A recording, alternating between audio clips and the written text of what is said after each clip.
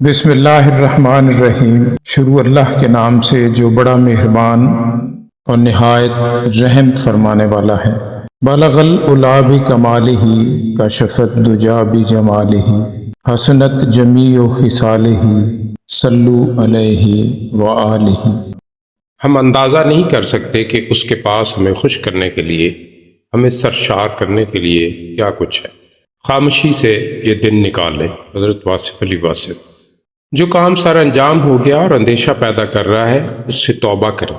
اللہ تعالیٰ جب توبہ کی توفیق عطا فرمائے تو سمجھو رحم کر رہا ہے۔ توبہ اللہ تعالیٰ کی طرف سے رجوع کا نام ہے۔ اللہ تعالیٰ اپنی رحمت سے پہلے توبہ کی توفیق عطا فرماتا ہے۔ انسان اگر نیکی نہ کر سکے تو توبہ ہی کر لے۔ توبہ آپ کو اللہ تعالیٰ کے قریب لانے کا ذریعہ ہے۔ عقیدوں اور نظریات سے محبت نہیں ہو سکتی، محبت انسان سے ہوتی ہے۔ اگر رسول اللہ صلی اللہ علیہ وآلہ وسلم سے محبت نہ ہو تو اللہ تعالیٰ سے محبت، اسلام سے محبت نہیں ہو سکتی۔ جب انسان اللہ سے دور ہو جائے تو سکون انسان سے دور ہو جاتا ہے اور اس کی جگہ اندیشہ اور خوف مسلط کر دیا جاتا ہے۔ دریا کو زندگی کا دریا کہا گیا ہے جو موت کے مندر میں ڈوبتا ہے۔ ہر دریا آخر کار تاریک سمندر میں گر جاتا ہے۔ وقت دریا ہے اور لوگ تنکوں کی طرح اس میں بہتے چلے جاتے ہیں۔ کشتی ہچکولے کھا رہی ہو تو اللہ تعالیٰ کی رحمت کو پارا جاتا ہے۔ جب کشتی کنارے لگ جائے تو اپنی قوت بازو کے قصیدے کہے جاتے ہیں۔ بہت کم انسان ایسے ہیں جو اپنے حاصل کو رحمت پروردگار کی عطا سمجھتے ہیں۔ تم مچھلی کو اس کی موت سے پہلے دریا نہیں دکھا سکتے۔ اگر اسے دریا سے نکال کر ایک جھلک دکھا دو گے تو مچھلی اس کے بعد رخصت ہو جائے گی۔ مچھلی اگر دریا میں رہے گی تو زندہ رہے گی، لیکن اس صورت میں دریا کو نہیں دیکھ سکے گی۔ اگر باہر نکل کر دریا کو دیکھے گی تو دریا سے باہر ہو جائے گی اور مر جائے گی۔ سمجھنے والوں کے لیے اس میں بہت سارے اشارے ہیں۔ اس لیے اللہ کریم کا دیدار یا وصال یا مشاہدہ قرب حق جب بھی ہوا تو آپ کا اپنی زندگی سے فراق ہو جائے گا۔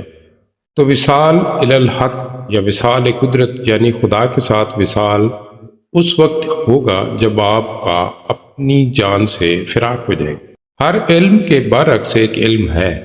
اپنے علم کو مخالف علوم کی زد سے بچانے کا علم بھی آنا چاہیے۔ چراغ جلانا آسان ہے، اسے آندھیوں سے بچانا ضروری بھی ہے اور مشکل بھی۔ ہر خواہش کے برعکس ایک خواہش موجود رہتی ہے اور انسان کے اندر تضاد اور بے یقینی اسے بروقت صحیح فیصلہ نہیں کرنے دیتی۔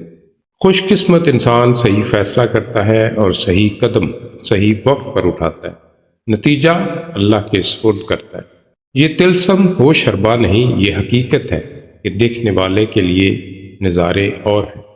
ان کے لیے ہر منظر میں نیا منظر ہے، ان کے لیے یہی کائنات ورق در ورق ایک نئی کائنات ہے۔